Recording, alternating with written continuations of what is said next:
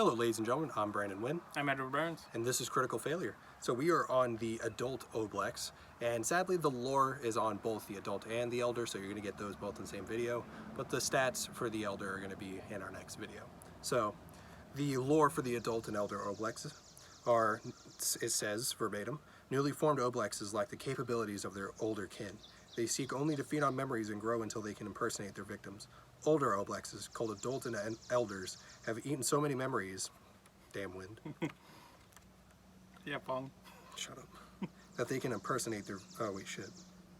That they can form duplicates of the creatures they have devoured from the substance of their bodies, sending them off to lure prey into their clutches, or remaining tethered to the slime by long tendrils of goo.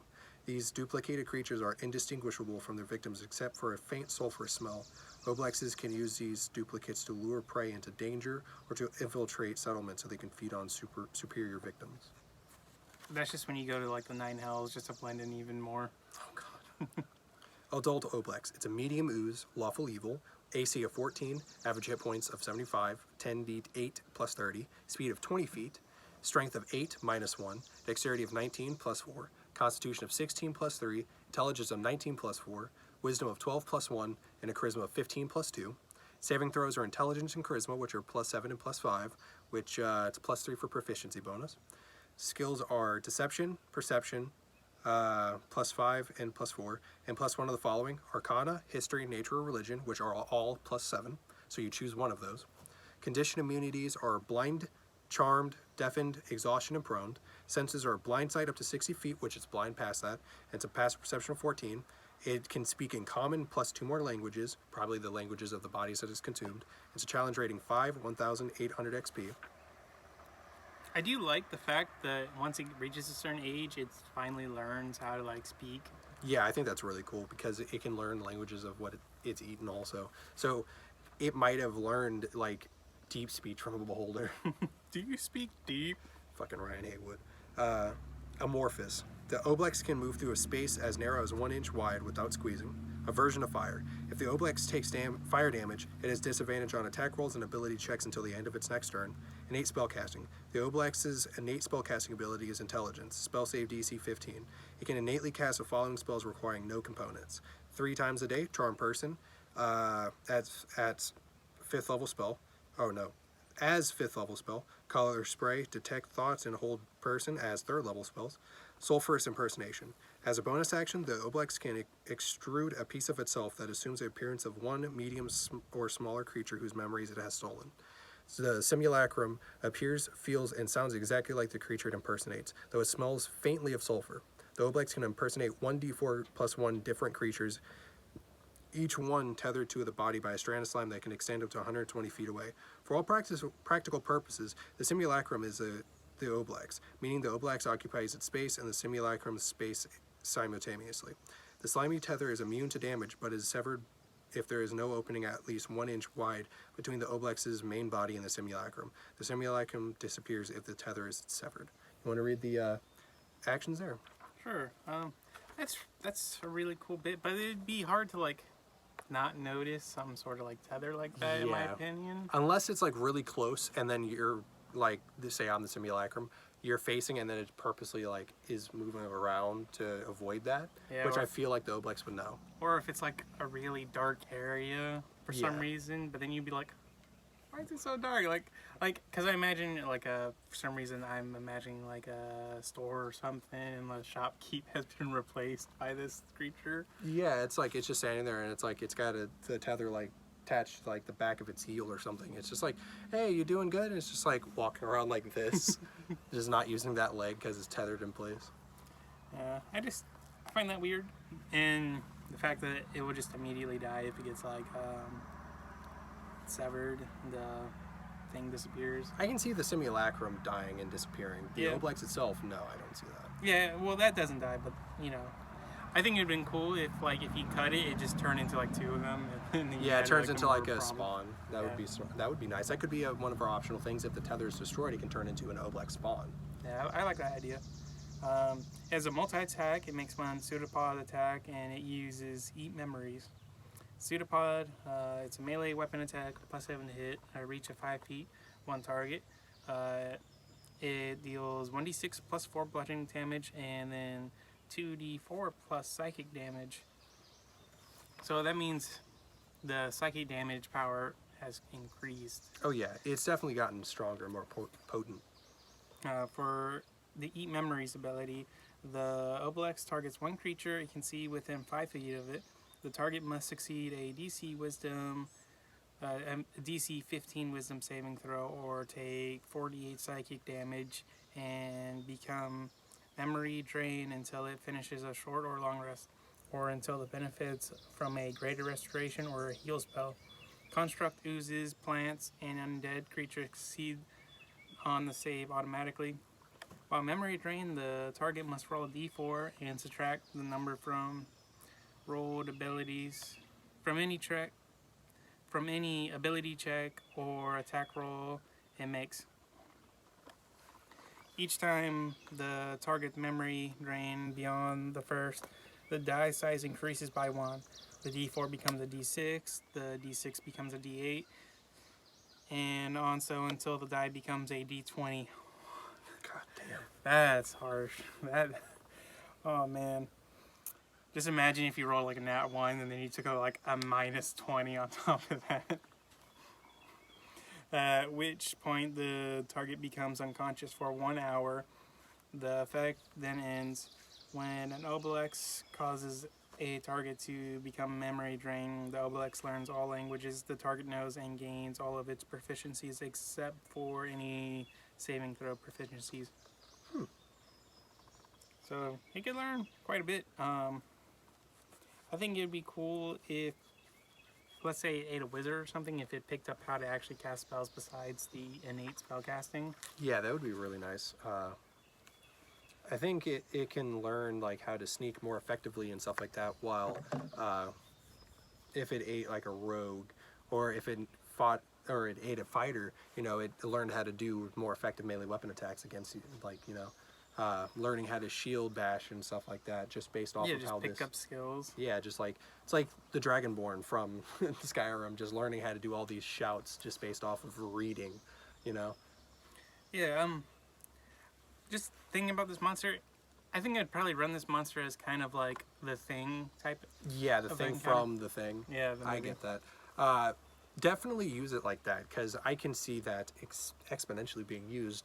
The aversion of fire only helps with it, you know? Yeah. So once it starts getting into heat, just heat in general, I would see that, because it's like so scared of shit like that. I can definitely imagine when you're starting to cast fire spells that, you know, it'll stay away from whatever is causing it, or attack it first, you know? And when the Genasi, perfect creature for it not to fuck with, because it's just like, I want to be near you. Fuck you. I'm done with your shit. You're actually made of fire. Fuck you. I would I'm absolutely not eating you. Yeah, it's like, you can stay the fuck away from me. I absolutely love that idea. I completely see that, you know, the fire, like, say you just need to stay away from it, you know? I can see the Oblex being, like, when you throw alchemist fire into an area, it would purposely just steer away. Yeah, just kind of like moves back Yeah. and like somewhat like fear. Yeah, it just like kind of like Frankenstein's monster, just like backs up and just looks around, and then this thing's obviously smart enough to figure out that it can go around, but that in first fear it's just going to automatically recede that 20 feet. So I would say, as a reaction, if fire is induced near it as a fear tactic, it has to take that reaction to run away. I think that would be a really nice thing. Yeah, I really like it. I think this was a cool monster. I do. The Oblexes in general are really cool, badass creatures. Oozes in general are just terrifying. So I'm kind of curious as to see like one of these things like turn against Mind Flayers and just start eating Mind Flayers. Oh god. Psionic blast. I'm just imagining like the fucking gun from Saints Row, where it's just like the dubstep gun. Just imagining that going on. Oh man. Well, if a Mind Flayer couldn't pull out the knowledge it wants from a person, maybe if it just feeds the Oblex, feed it to the Oblex. Yeah, then the it Oblex could just tell him. That's a really nice idea, because this thing can feed it people. So I can see this thing being like a slave, almost like a pet. So I can see that happening, actually.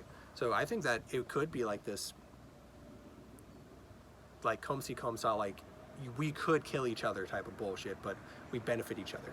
So it's like mutualism. You know, it'd be really cool. I just thought of? Like the Mind Flayers have one of these take out like the leader of a town or something, and then like they keep sending people to a certain place, and then the Mind Flayers pick the people off as a food source. That's a really smart idea. I think like hunting parties every few months or something like that. Yeah. That would be really smart. Just have replace the leader with like this puppet figure that the Mind Flayers control. And the townspeople rarely see anymore.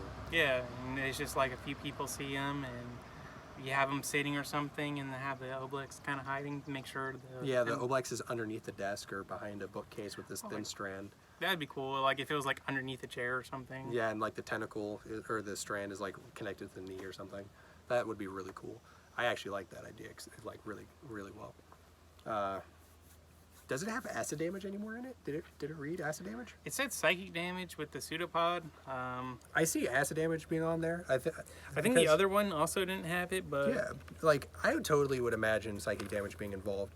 You're way past it though. Yeah, I imagine like when it hits you, it's just like your mind starts screaming. Yeah, pseudopod, bludgeon damage. I would say give it 1d6 acid damage, just because it is an ooze, for God's sakes. These things are gonna fucking melt you away. Like, it can eat you, for God's sakes. Even when you look at the artwork for it, you see like skeletons and whatnot inside the ooze. Yeah, like it's gonna eat you away. So yeah, that's what I would do. Give it some acid damage, you know. Fucking bugs. But you got anything left? I like how there's like 3 forms. So like, let's say a party catches it early on, and then it just evolves like a Pokemon throughout the camp. But I think that's it really for this. There's a lot of like role play you could do with this creature. And oh, most definitely. Like, you can easily create a D&D like story based off of this. The campaign alone would be magnificent, about how someone got taken over by the spawn and then turns into an elder, and like the court is just completely owned by this adult or elder. I can totally see that. Yeah, I still really like the idea of it, you encountering it when it's young, and then it becomes obsessed with you and the party and whatnot, and keeps returning and getting bigger and stronger. Yeah, I like that idea too. It's really neat, and swear to God, something was just crawling on me. But I think that would be a really nice thing to add to it. But I have nothing if you don't. Yeah, I think that's it. All right, please leave a like and subscribe, and leave a comment down below on what you would like to see me and Ed cover next. Hopefully he's going to be able to start uploading videos on his own. Hopefully he'll communicate on me with that. I would assume he would. This is just when I flood it with just random things. Please don't. I know that he's has some stuff possibly talking about, hopefully you start reading Descend to Avernus again, maybe put some stuff up on that. Of course, you know me, I don't really do anything with the knowledge that we just talk to each other about it. And hopefully the next time we see each other, I can do the Ravings of a Mad DM with you, try to figure out some stuff about your character a little bit, just what your idea is with it and stuff like that. You talking about Siegfried? Yeah, Siegfried. Just the basic things that you already know what you 100% want to do with it. That's my plans for the next time we meet. Not too sure of what we can actually do. But what about you? You think you got any plans for some videos? Not off the top of my head, I'd have to think about it. You actually are just happy to be able to do some videos? Yeah, it's been a while. Yeah, I agree. Did you want to meet up, if you're off next Tuesday, Wednesday, try next Tuesday? Yeah, sure. All right. Then we have a date for when some extra videos should be coming out, so as long as I don't have a job by then, or not starting a job by then. I have nothing, so please hit that bell notification button. Please subscribe. And we're trying to hit 50 subscribers by the end of the year, so please, please subscribe. Each subscriber really matters. And thank you guys for watching. See ya.